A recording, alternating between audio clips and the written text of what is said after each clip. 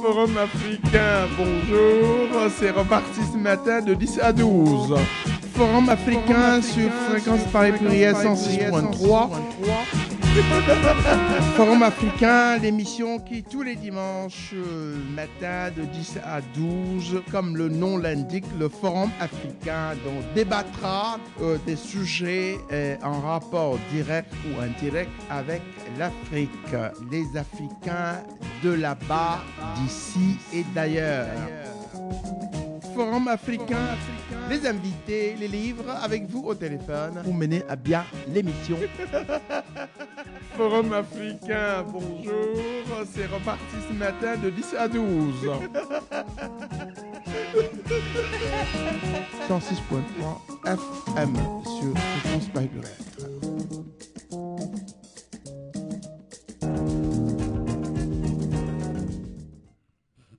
Fréquence Paris Pluriel, bonjour. Forum africain de ce presque dernière émission. Oui. Plus que l'année. Oui. Bonjour, vous voyez bien que on est en vie, hein, Raymond à côté de moi, Mehdi est flamboyant là-bas, aux manettes, donc on n'est pas mort, hein, la fin du mois. Non, mais enfin, on rigole comme ça, Raymond, c'est vrai que cette histoire de fin d'année, de fin du monde, ça fonctionne un peu, je suis tenté de dire que ça fonctionne un peu comme les religions. Après quelques brèves, comme à chaque émission, on vous parlera aujourd'hui sur la Guinée. On avait déjà, il y a 3 semaines, commencé. Raimondo va nous faire connaître, comme je l'ai dit, je le répète, les petits pays. Pour tout un tas de raisons, on ne parle pas souvent. Alors, Dieu sait qu'il se passe des drames dans ces pays-là, en Afrique. Et on va finir la dernière partie, et puis on va... J'allais dire passer la frontière, passer au pays, à un autre pays voisin. Là, on parle beaucoup pour tout un tas de raisons. Le Gabon à côté. Voilà, Pierre va venir tout à l'heure, qui est gabonais. Quand on prend quelqu'un du pays parce qu'il y a des choses qu'ils connaissent, des choses que vous et moi, ils connaissent des choses vraiment qui vont nous faire apprendre sur leur propre pays parce que voilà, c'est eux qui vivent leurs parents. Voilà, il y a déjà 3 semaines, on a abordé un peu ce qui se passe à huis clos. Quelque part en Guinée équatoriale, parce que beaucoup de gens qui nous écoutent ne savent même pas vraiment où ça se trouve. Voilà. Je redonne le téléphone 01 40 05 06 10 si vous voulez en savoir plus sur ce pays ou sur d'autres, le Gabon ou le Centrafrique dont on va parler tout à l'heure. Ouais. Donc, je vais profiter pour la deuxième partie de cette émission. Pour les auditeurs qui n'avaient pas suivi la première partie, je vais quand même faire un rappel de la situation. Bon, avant tout, je vais situer la Guinée équatoriale. C'est l'un des petits États en Afrique, à côté du Cameroun, du Gabon, de 700 000 habitants. Donc, la problématique qu'on s'est posée en Guinée équatoriale, c'est que depuis son exploitation pétrolière en 1995, la Guinée équatoriale a eu la croissance économique la plus rapide au monde dans ces dernières décennies. La Guinée équatoriale produit environ actuellement 500 000 barils de pétrole par jour pour une population de seulement 700 000 habitants, c'est-à-dire le 3e producteur derrière le Nigeria et l'Angola. Mais paradoxalement, c'est malgré ces richesses, 80% de la population vit en dessous du seuil de pauvreté, avec moins de 1 euro par jour. Le peuple manque d'attention minimum dans tous les services sociaux de base. Par exemple, l'accès à l'eau potable, le soin de base, un logement digne, l'éducation. Donc, c'est cette paradoxe qui a fait la problématique de la Guinée équatoriale. Bon, mais on va trouver aussi en Guinée équatoriale et partout en Afrique, les problèmes de corruption, le mauvais gouvernement, ça se trouve un peu aussi partout en Afrique. Mais qu'est-ce qui fait la Guinée équatoriale un cas particulier parmi les pays africains? C'est ce que je suis en train de vouloir élucider ici. C'est ce qui nous intéresse absolument. Voilà, le drame équato-guinéen. Voilà, c'est ça qui est vraiment le drame équato-guinéen parce que même s'il y a le problème de corruption, le problème de mauvais gouvernance en Afrique, mais quand même, des pays africains, il n'y a pas de pays africains actuellement qui peuvent dire qu'ils jouissent de la quantité d'argent, des moyens que la Guinée équatoriale a pour pouvoir amener à bien le projet de développement. Donc, c'est ça qui fait la difficulté sur la Guinée équatoriale. Donc, nous avons expliqué dans la dernière émission que la situation, les choses qui font que la Guinée équatoriale soit un cas particulier de cette situation, hein, c'est d'abord la nature du régime politique en place. Hein. C'est le seul pays africain, hein, qui a encore la dictature issue de l'indépendance du pays. Donc, ça reste l'une des pires dictatures en Afrique, dont la violation des droits humains sont systématiques et permanentes, et la mauvaise gouvernement de l'État. Voilà. Mais qu'est-ce qui fait que cette dictature continue jusqu'à aujourd'hui? C'est l'une des raisons qui explique que la Guinée équatoriale n'a pas pu faire de progrès dans le domaine social malgré les richesses. C'est parce que le président Théodore Obiang, qui roule le pays avec un main droit, il a du mal à quitter le pouvoir. Pourquoi? Il est le deuxième, c'est ça? Voilà, il est le deuxième président. Il a remplacé son oncle après un coup d'État. Il a du mal à quitter le pouvoir parce qu'il y a vraiment deux raisons fondamentales. La première raison, c'est qu'il a fait, il était presque celui qui gouvernait le pays dans la première dictature. Donc, il a peur de son implication des crimes commis dans la première dictature. Il faut rappeler que la première dictature de Francisco Macias, c'est les choses que je dis là, je le dis à la radio, mais si quelqu'un va sur la net, il tape le nom de la Guinée équatoriale, toute cette information par là, c'est-à-dire je ne suis pas en train d'inventer rien. En Internet, vous allez trouver qu'on appelle la Guinée équatoriale l'austérix de l'Afrique. Parce qu'on a massacré pendant ce régime près de 40 000 personnes, les 10% de la population. C'est beaucoup, ça, c'est beaucoup pour un petit pays de 350 000 habitants. À l'époque, c'est la moitié à peu près. Voilà, ils ont massacré 40 000 personnes dans des prisons. Ils ont envoyé en exil 125 000 personnes sur une population de 350 000 habitants. À l'époque. Ils sont allés au Gabon, au Cameroun, en Espagne. Donc, l'implication de Théodore Obiang dans cette massacre, c'est l'une des raisons qu'il n'arrive pas à quitter le pouvoir. Hein? Parce qu'il sait s'il quitte le pouvoir, on va lui demander les comptes. Donc, ça là, c'est une fait. Le deuxième fait, c'est que s'il quitte le pouvoir aussi, il va perdre l'immunité présidentielle. Hein, il peut se voir être persécuté par les affaires obscures dont il s'est mêlé. Donc, je rappelle que malgré la production du pétrole, depuis le coup d'État de 1975, lorsqu'il a renversé son oncle, il s'est embarqué à toutes sortes d'activités délictives. La Guinée équatoriale, il a transformé le pays dans le plaque tournant de la drogue en Afrique, le trafic d'armes, même le trafic d'organes humains. Donc, ces sortes de business qui, si jamais il quitte le pouvoir, hein, il a eu des ennemis. Surtout, il y a eu beaucoup d'hommes d'affaires qui ont été escroqués en Guinée équatoriale. Et il sait que s'il quitte le pouvoir, ces hommes d'affaires, en ayant le pouvoir économique, on peut aller sur lui. L'exemple de ces faits, c'est le Camerounais, le milliardaire camerounais qui est, je ne sais pas comment on appelle, Fonsi. Voilà. Foto. Voilà. Il a perquisitionné le bien de Théodore Obiang ici, par la justice française, parce qu'on l'avait escroqué en Guinée équatoriale. Donc, nous avons plein d'hommes d'affaires comme ça. Donc, c'est à cause de ces deux raisons que notre président s'accroche au pouvoir et il ne veut pas sortir. Il a quel âge le monde aujourd'hui? Il a 70 ans. D'accord. 70 ans. Donc, mais le pétrole a été pour lui une chance pour se maintenir au pouvoir. Parce que c'est grâce au pétrole, il a procuré la stabilité économique. Il n'avait plus besoin d'avoir recours aux bailleurs de fonds qui lui imposaient des conditions de bonne gouvernance. Donc, la nature de l'activité économique, c'est ça vraiment qui a fait que ce régime continue jusqu'à présent. Je l'avais dit dans la première émission, je vais le répéter. Pourquoi? La Guinée équatoriale, l'activité pétrole n'a pas besoin, par exemple, de la main-d'œuvre locale. Il n'a pas besoin de la performance de l'État, ni le savoir-faire national, parce que les employés du pétrole, les entreprises ils les apportent partout dans le monde. Donc, les énormes recettes du pétrole, de l'argent, il est mis en place simplement pour sa stratégie de maintien au pouvoir. Donc, il a mis deux stratégies. Une stratégie à l'intérieur du pays. c'est-à-dire l'appauvrissement de la population, le strict contrôle des ressources de l'État par ses membres de la famille et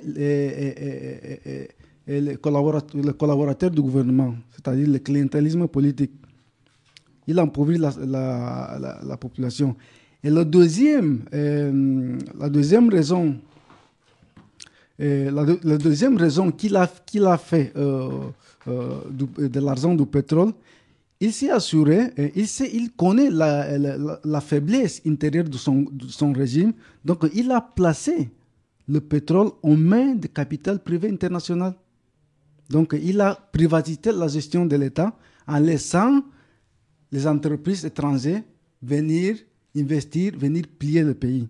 Donc il est bien connu dans la logique du capitalisme que les pouvoirs politiques sont très influencés par le pouvoir économique.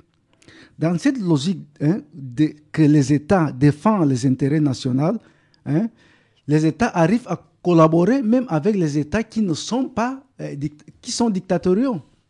Donc Théodore Obiang, il a compris. Voilà, il a compris ça. Donc c'est dans cette logique qu'il s'est ouvert à toutes les tendances politiques de l'Ouest et de l'Est, du Sud et du Nord, pour investir au pays dans le seul bénéfice personnel et la stabilité de son régime. Avec les immenses profits du pétrole, il s'est équipé de la technologie armamentistique occidentale. Il s'est fait venir des mercenaires pour la protection personnelle. Dans ces mercenaires, on trouve les jeunes Gabonais, on trouve des Ghanéens pour sa femme. Ça, c'est quelque chose que les gens ne connaissent pas. C'est-à-dire, le Ghana, c'est l'exemple de la démocratie en Afrique. Mais il y a des Ghanéens mercenaires qui sont en train de protéger la famille présidentielle. Il a aussi apporté les mercenaires à les Européens de l'Est, les Ukrainiens, par exemple. Centrale en Afrique, un peu partout en Afrique. Voilà. Tout ça là dans le but de contrôler la population dans laquelle il laisse soumettre dans la misère et l'inculture. Donc maintenant, parlons maintenant comment il a fait. Lorsqu'il a ouvert le pays aux investissements étrangers, la Guinée équatoriale s'est vue entourée sous forme d'étoiles. Donc je vais diviser la géostratégie de la Guinée équatoriale sous forme d'étoiles. Dans un côté, nous avons les États-Unis, l'Espagne et la France. Ce sont les pays occidentaux, des démocraties qui ont des intérêts en Guinée équatoriale. Et dans d'autres triangles, on trouve la Chine, mais aussi le Maroc et les autres pays africains. Donc c'est la configuration des intérêts qui sont en Guinée équatoriale aujourd'hui. Les États-Unis, lorsqu'on va aux États-Unis, c'est les entreprises américaines qui exploitent le pétrole en Guinée équatoriale. Nous avons l'ExxonMobil, nous avons le Marathon, nous avons Hess. C'est-à-dire, je pourrais dire aujourd'hui 100% de l'exploitation du pétrole en Guinée équatoriale, c'est fait par les entreprises américaines. Les investissements sont très énormes, de telle façon que le gouvernement américain, malgré l'influence, son influence d'une puissance mondiale, n'arrive pas à prendre des mesures sur inimaginables violations des droits humains du régime de Théodore, pourtant bien documentées par les agents d'État comme le département d'État américain et les ONG internationales comme le Human Rights Watch, Amnesty International. Les États-Unis n'arrivent pas à prendre des mesures en contre de notre gouvernement. En sachant cette faiblesse de la défense des intérêts, le régime n'a fait qu'augmenter, renforcer ses stratégies en signant d'autres accords économiques avec de nombreuses entreprises américaines, des entreprises de sécurité, le lobbying, l'achat d'armement, et investir même dans des fondations comme la fondation Sullivan pour organiser des grandes conférences en Guinée équatoriale. Dans cette même logique, on peut citer aussi les entreprises britanniques, par exemple les entreprises qui vendent du pétrole de la Guinée équatoriale, c'est des entreprises britanniques. Il a aussi amené les entreprises israéliennes de sécurité pour entraîner les zones milices dans le domaine des cliniques privées de l'État. Donc ça, c'est les États-Unis, le premier pays européen occidental à avoir des influences. Le deuxième, c'est la France. la France, malgré que les entreprises françaises n'exploitent pas le pétrole, mais la France est présente dans la vente des hydrocarbures finis, des produits finis, l'essence, donc avec l'entreprise Total. On trouve aussi les intérêts de la France avec la société de télécommunications qui est Orange, c'est la base de cette société. On trouve aussi les intérêts de la France dans les entreprises de construction comme le Bouygues Bâtiment. Bouygues TP. Voilà, Bouygues Bâtiment. Mais aussi, on trouve les intérêts de la France, surtout dans le franc CFA, parce que la Guinée équatoriale fait partie de la zone franc. Maintenant, il n'y était pas avant, mais il est rentré après. Oui, il est rentré. Donc maintenant, la Guinée équatoriale, même, c'est lui le plus grand. Mais avec tout ce qu'il voilà, c'est lui le plus grand, qui a la plus grande participation dans la BEAC. On sait que la BEAC est liée à la Banque de France.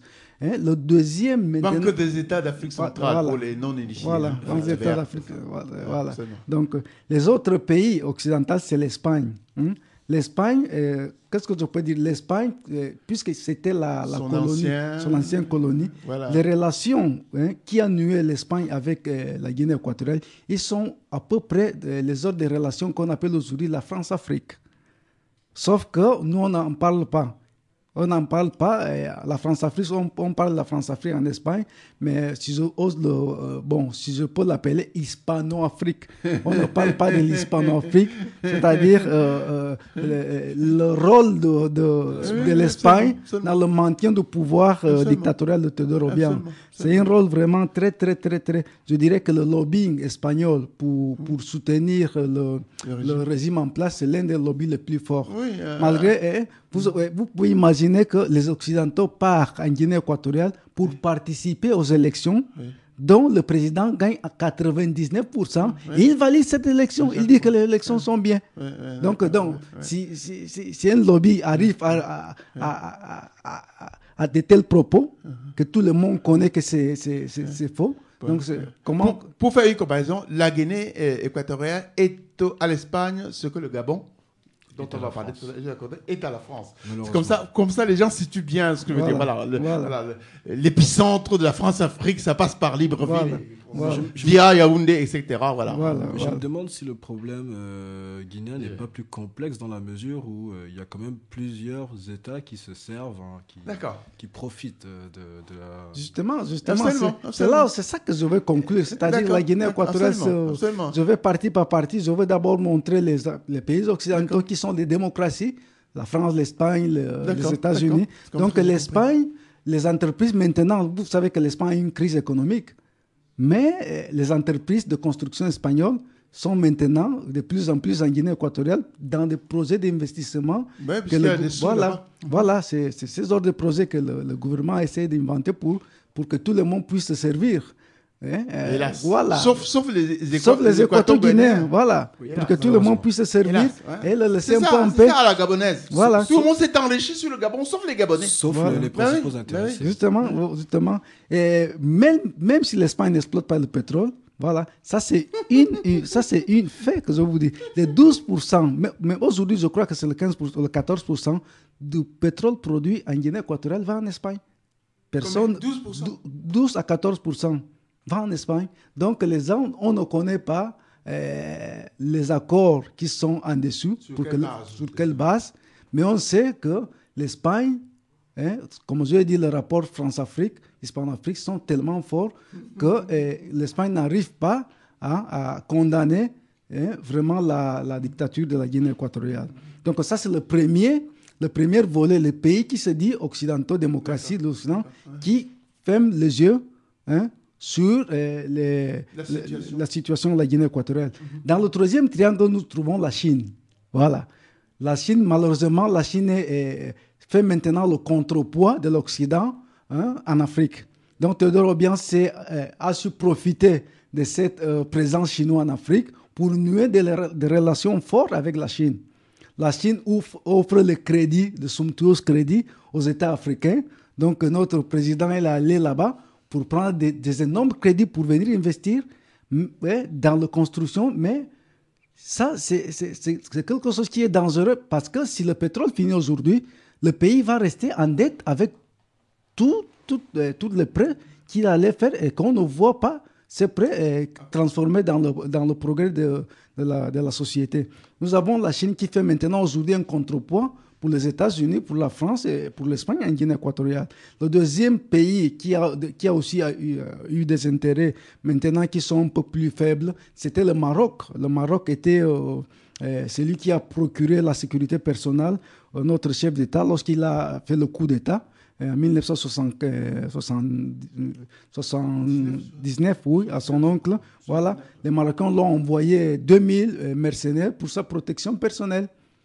Après les Nations Unies, avec l'intervention des Nations Unies, parce qu'on dit que vraiment un pays souverain ne peut pas avoir le stationnement d'une force de 2000 personnes dans un autre. Ça paraissait trop flagrant. Voilà, ça paraissait trop flagrant. Ils sont allés, ils ont enlevé beaucoup de ces militaires. Il les laissé avec seulement la sécurité rapprochée. Mais c'est un peu moins visible, si on peut dire, c'est ça? Il y a quand même quelque chose qui me surprend. Beaucoup de pays africains ont sur leur sol des armées étrangères. Pourquoi est-ce que dans ce cas-ci, l'ONU n'est pas intervenue pour dire c'est aussi trop flagrant ou trop mauvais? Pourquoi ça a été appliqué à la Guinée? Oui. En tout cas, vous voyez, oui, c'est vrai la question. Pourquoi ça a été appliqué à la Guinée équatoriale?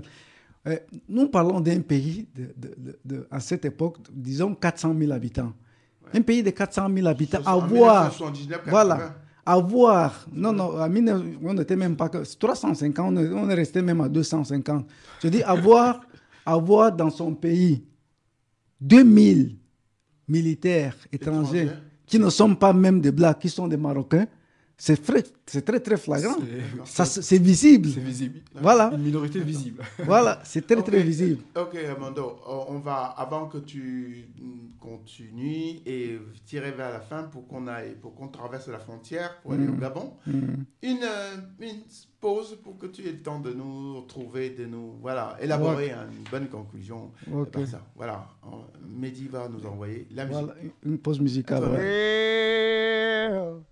I got a woman way over town that's good to me, never running in the streets and leaving me alone. She knows a woman's place is right there now in her home. I got a woman. C'est pas mal. Merci, Mehdi. Oui, je vais continuer avec le deuxième volet. On a dit que le deuxième des pays qui ne sont pas des démocrates, comme je l'ai dit, le deuxième triangle, c'est la Chine et le Maroc. Donc le Maroc a eu des influences en Guinée équatoriale. Il continue toujours à avoir de l'influence. On sait même aussi que le roi, le feu roi Sandé, il avait eu, il a eu beaucoup d'influence sur les pays africains. Oui, donc on a eu le Zaïre, le Congo. Donc c'était c'était l'un de ces types de relations que Théodore Obiang a profité pour nouer pour sa sécurité personnelle. En fait.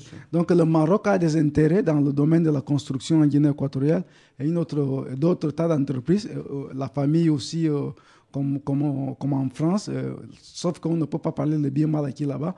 On sait aussi que la famille Obiang a beaucoup investi au Maroc, comme par ailleurs partout dans le monde, où ils croient qu'ils ne peuvent pas être inquiétés. Il faut dire que l'échange entre deux dictatures, ça ne pose aucun problème. C'est pas très difficile. Ils s'entendent tous. C'est parce que quand c'est pas dans une dictature, les ONG et la presse ont la mauvaise idée d'y mettre leur nez. Donc le troisième volet, c'est d'autres pays africains. Donc Obiang a eu l'idée. Il y a tout le monde. Il arrose tout le monde. C'est-à-dire son problème, c'est simplement le maintien au pouvoir avec les deux faits que je vous ai dit, qu'on n'en parle pas beaucoup. On parle simplement de ce qu'il a fait dans son gouvernement, des 33 ans de son gouvernement. Il ne peut pas aider le peuple. Mais la presse internationale, on a mis qu'il était le responsable del massacre. C'est lui le seul qui connaît les fosses communes. Qui a fait quoi? Les fosses communes qui sont en Guinée équatoriale aujourd'hui. D'accord. Donc, c'est justement cette paire qui fait qu'il, lui, ne veut pas quitter le pouvoir.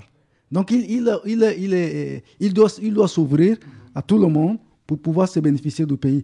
Donc, on a vu comment il a su se débrouiller pour être le président de l'Union africaine, il essaye de maintenir de bonnes relations avec les pays voisins, conscience de ses faiblesses, avec le Cameroun, avec le Gabon. Ce qui est étonnant, c'est que malgré le mauvais traitement qui subissent les habitants du Cameroun en Guinée équatoriale, mais quand même, au cadre des relations État-État, dans les deux chefs d'État, ça roule toujours. Donc, parce qu'il essaye d'entretenir ces relations à base de... Très facile d'une dictature à l'autre. Voilà. Il essaye de l'entretenir. En ce moment, en plus, je crois que les deux dictateurs ont quelque chose qui les relie. Je crois que ils ont des relations historiques ou même ethniques, quelque chose comme ça. Oui, je pense qu'ils sont peut-être pas. Oui, ils sont peut-être de la même ethnie. Oui, ils sont des femmes. Oui, ils sont de la même ethnie. Mon métier, j'ai pas été. Oui, je vous confirme qu'ils sont de la même ethnie. Ils sont de la même ethnie. Donc, le gouvernement bien pratique le kidnapping des dissidents, des opposants politiques dans d'autres pays d'Afrique. C'est vrai. Il a des longues histoires de kidnapping au Gabon, au Cameroun. Et le dernier épisode, c'était arrivé en 2010, où il allait enlever 4 opposants au Bénin pour les amener au Bénin, les kidnapper au Bénin, les user, les tuer en 2010. 4. Ça, c'est fort, ça. Ça, c'est fort. C'est pas à côté. Cameroun, on peut dire que c'est à côté. Au Gabon, c'est à côté. Oui, donc... On aurait même cru que c'est le Mossad qui va intervenir à l'étranger, récupérer les opposants et les ramener chez eux. Il a occupé les opposants, bien sûr.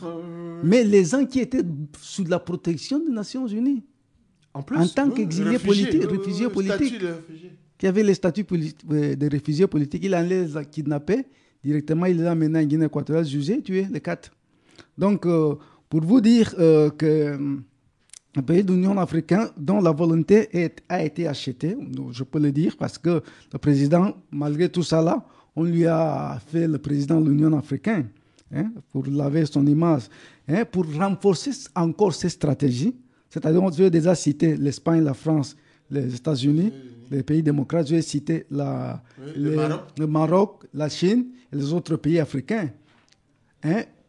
Il s'est renforcé la stratégie en se lançant dans le vague projet d'infrastructure. Dans ces projets d'infrastructure qui ne sont pas vérifiés, la construction, il va construire maintenant un grand site qu'on appelle Oyala, une grande ville pour 200 000 personnes. On ne sait pas où est-ce qu'on va trouver 200 000 personnes pour avoir une ville de 200 000 personnes. Mais dans ces projets, tous les entreprises d'autres pays ont trouvé leur compte. On trouve là-bas les entreprises brésiliennes, la Russie et d'autres pays. C'est-à-dire, son modèle, c'est ça. Arroser les gens, faire des investissements bidons au pays pour avoir tous les pouvoirs économiques possibles d'autres États. Et lorsqu'il y a le pouvoir économique d'autres États, donc les pouvoirs politiques vont accompagner. D'accord? Donc ça a été la stratégie de notre gouvernement. Donc, il continue aussi dans le rapport international en termes d'enchaîner de polémique à polémique. On sait, tout ça là, je dis, c'est pour défier l'attention. On est parti de l'affaire d'UNESCO. Il est parti organiser la Coupe d'Afrique des Nations. Il a organisé la Coupe d'Afrique féminin 2 fois. Il a converti la Guinée équatoriale dans le centre de grandes conférences. On vient de voir la conférence d'ACP, on va voir la conférence du NASU, mais les gens se demandent, la Guinée équatoriale, c'est le seul pays où on organise des conférences.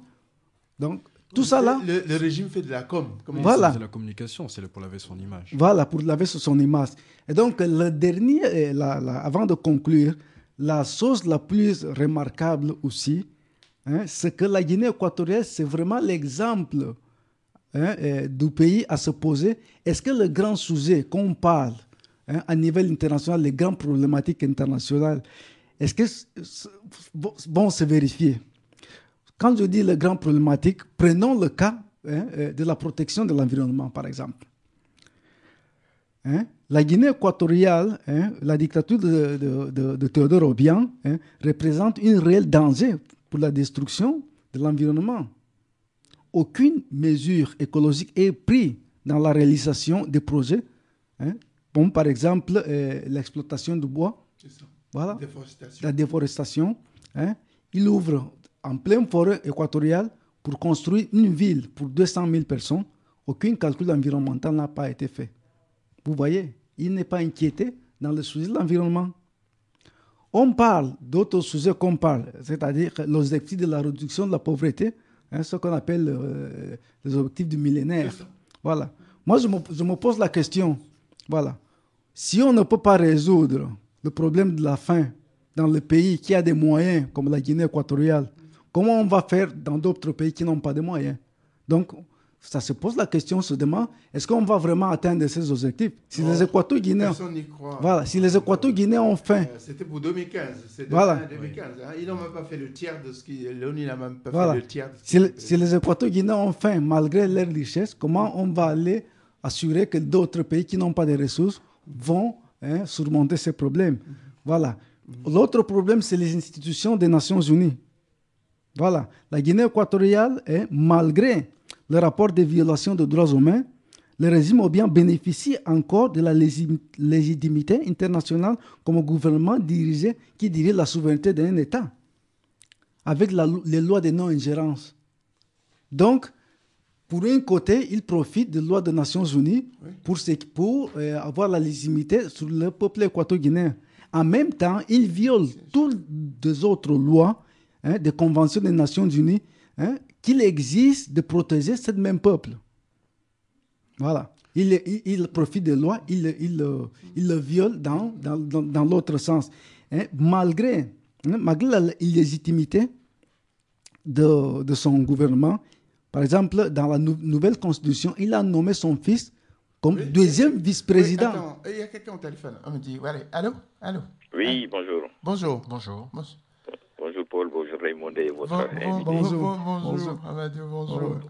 Oui, tu as une question pour Raymond? Oui, c'était uniquement, heureusement qu'il l'a soulevé, c'est-à-dire la construction d'infrastructures. Parce que si on compare par rapport à tous les pays pétroliers de l'Afrique, même pas fait ça. Sincèrement, il faut aussi oser parfois avancer certaines choses. Parce que nous aussi, dans nos pays si riches, il n'y a même pas d'infrastructure adéquate. Et si on prend le cas de la Guinée équatoriale, moi je pense que mon repère, c'est après le coup d'État qu'il a tellement secoué, qu'il s'est mis à investir dans son propre pays. Ça, il faut le reconnaître, entre guillemets. Il a essayé de reconstruire son pays, ne serait-ce pour laisser léguer quelque chose au moins. Parce que tu vois, au Gabon, ailleurs, parfois, il n'y a qu'une route principale. Et ça, c'est honteux dans tous ces pays africains. Et alors que lui, il faut oser le dire, il y a des médias africains qui ont osé aller faire des reportages. Et ça, pour moi, personnellement, je les ai vus et j'ai applaudi parce que je me suis dit, au moins, maintenant, il investit dans son pays. C'est ça. Et il garde le pouvoir, mais il essaie quand même de faire quelque chose, Amadou. C'est comme ça que tu as compris, toi. Je connais de grandes entreprises africaines qui sont là-bas à contribuer. On ne peut pas aussi nier qu'il y ait une ouverture dans tous les pays. C'est à nous maintenant de défendre nos intérêts. Si la Chine arrive, il faut que les contrats soient signés pour l'intérêt du peuple équato-guinéen. Tout à fait. C'est comme ça qu'il faut agir. Mais, bon, comme je dis, c'est-à-dire, par comparaison, pour faire cette comparaison par rapport au Gabon, à d'autres pays pétroliers qui sont toujours dans une misère incroyable. Hélas. Alors que, comme je vous ai dit, après le coup d'État, pour moi, c'est ce repère, après le coup d'État dont le fils a été cité, le fils de Margaret Thatcher qui s'était réfugié en Afrique du Sud, et depuis ce coup d'État, moi, personnellement, si je regarde bien ma lecture, c'est à partir de ce moment-là qu'il a investi dans son propre pays. Merci pour votre intervention. Moi, je tiens toujours à dire que les investissements sont bien. Oui. Mais c'est vrai ce qu'il dit là, l'auditeur. Hein? C'est vrai. Oui, mais c'est vrai qu'on sait pourquoi il le fait. Il le fait pas tellement pour... Comment on dit? Non, mais il n'est pas dupe non plus, l'éditeur. Hein, il sait très bien. Mais c'est vrai qu'il ne le fait pas comparaison. Il dit, bon, c'est vrai que c'est un dictateur qui garde le pouvoir à la famille, à tout seul. Mais à côté, même s'il construit des routes qui n'amènent peut-être pas nulle part. Justement, c'est ça. Non, mais enfin, c'est vrai, il y a déjà ça. Mais... On va parler du Gabon dans un instant. Là. Il prend l'exemple d'un pays à côté qui a eu 40 ans de pétrole. Je crois qu'il n'y a pas 1000 kilomètres de route bien goudronnée au Gabon. 40 ans, ça dure. Hein, oui, mais rien. Bon, justement, Frédéric, on va parler de ça. On va parler du Gabon tout à l'heure. Moi, j'ai quelque chose de très particulier à dire. Notre pays, je vais d'abord conclure sur la Guinée. Je vais d'abord finir sur la Guinée. Avant, on va discuter sur le Gabon et on va un peu discuter sur ça. Oui, encore au téléphone pour toi, Raimondo. Oui. Allô? Oui, bonjour. Bonjour. Parlez, on vous entend parler peut-être. Il y a quelque chose. Oui, allez-y. Oui, allez-y. De l'association France Guinée. Oh là là, on n'entend pas.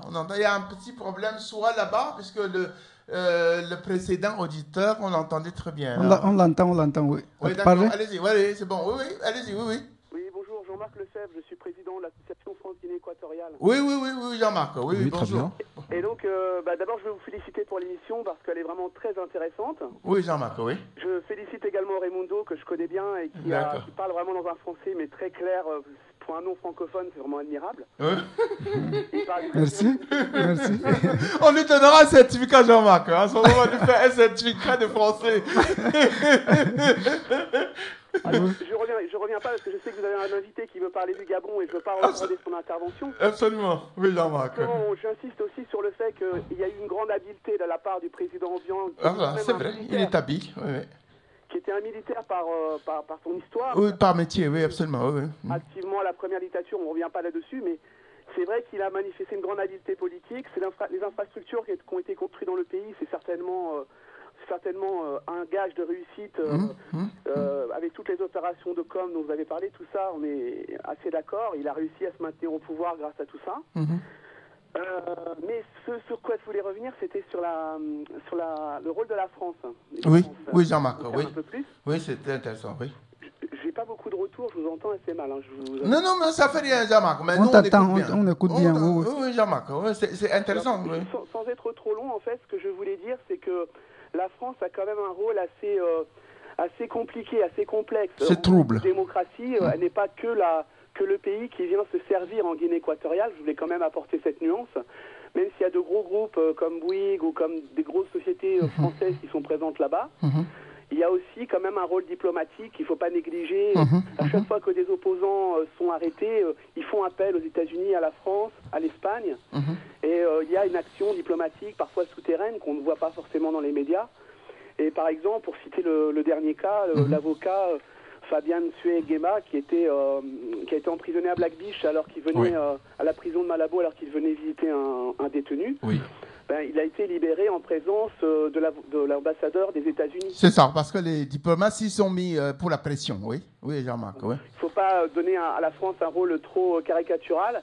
Il y a une diplomatie, il y a des groupes, des associations, des gens qui, évidemment, ont un regard un peu différent sur la Guinée équatoriale. D'accord, merci. Merci, Jean-Marc. Dans la conclusion, j'allais aussi parler de la défaillance de la stratégie qui a mis en place. Maintenant, la stratégie qui a mis en place, ça trouve maintenant des défaillances. Parce que c'est une stratégie qui a été soutenue jusqu'à présent, mais avec le dernier problème des biens mal acquis, on sait que la France a déjà, au point de vue, par exemple, la justice, la France, c'est le pays, le seul, l'institution française, par exemple, le ONG, la justice française, c'est la première fois que le régime a été inquiété, que les Équato-Guinéens ont eu l'espoir qu'au moins un pays occidental pouvait inquiéter la famille présidentielle. Qu'on ne les a pas totalement oubliés, en quelque sorte. Oui, ils ne sont pas totalement abandonnés à leur sort. Voilà. Donc, lorsqu'ils ont donné l'ordre de mandat international, c'est quelque chose qui est vraiment très bien accueilli au sein de la population équato-guinéenne. Donc, je vais terminer avec ça en disant qu'aujourd'hui, avec toutes ces stratégies de pouvoir de se maintenir au pouvoir, donc on trouve ces défaillances dans le sens où même les États-Unis sont maintenant en train de poursuivre la famille présidentielle par la corruption. C'est vrai qu'il y a le mandat d'arrêt international contre de Rino, c'est à la fois la France et les États-Unis. Pour des choses semblables. Voilà, on a eu des reportages. Tout ça. Voilà, on vient d'avoir deux reportages. Un reportage de la chaîne américaine CNN qui a interviewé notre président en leur demandant pourquoi, par tant de richesses, pourquoi vous ne faites pas développer votre pays? Pourquoi il n'y a pas de développement humain? Une chaîne britannique aussi vient de faire une autre entretien. Qu'est-ce qu'il a répondu, Raimondo? Voilà, il a répondu que le peuple l'aime. Et si les Équato-Guinéens n'ont pas l'argent... Tous les dictateurs disent ça. Voilà. Il a dit que... Staline, même Hitler disait voilà. que... Il a même insulté le peuple. Il a dit que le peuple, si le peuple n'a pas l'argent, c'est parce qu'ils ne veulent pas travailler. Et dans d'autres entretiens, il a dit que si le peuple n'a pas l'argent, c'est parce qu'ils sont pauvres d'esprit. Donc, après, il dit que nous voulons... le peuple, c'est le peuple qui le maintient au pouvoir. Merci. Voilà, c'est ça, en grosso modo, que je voulais dire. Merci, Raimondo. Au besoin, on y reviendra. On profitera de prétexte. Peut-être on y reviendra. C'est vrai que il fait son cinéma. Et puis, il finit même par dire que les Équato-Guinéens sont des paresseux, qu'il ne fallait rien. Ils sont tous comme ça. Mais lui, il est riche parce qu'il travaille beaucoup, en fait. Voilà.